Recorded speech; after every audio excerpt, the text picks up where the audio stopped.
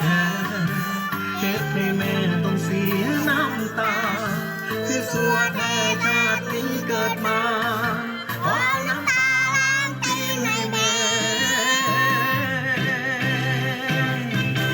บักคำพาที่คนจางหยดน้ำตาแม่ทำให้แค่ใจแม่คงเจ็บหนักลูกมันสัวคักที่ลืมดูแลบักโตปัญหาคนเดิมสิเป็นคนดีแล้วได้แม่สิตั้งใจรักแท้ที่หยดปานแม่สิไว้แม่เสียใจ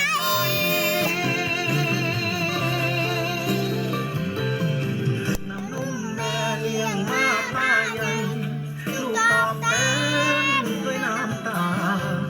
เฮ็ดให้แม่ต้องนั่งแก้ปัญหาที่ลูกชายก็หวังลูกให้บ้านหาเงินให้แม่แต่ลูกหาแต่เรื่องให้ใหญ่จนมาเรียกคนบ่ได้ยังพอกำกา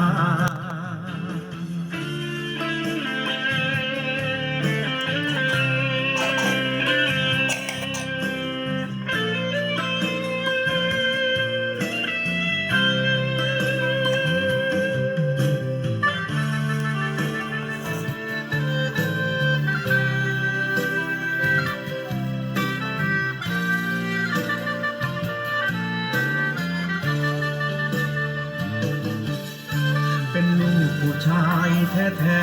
ๆเหตุให้แม่ต้องเสียน้ำตาคือสัวแท้ชาตินี้เกิดมาขอเอา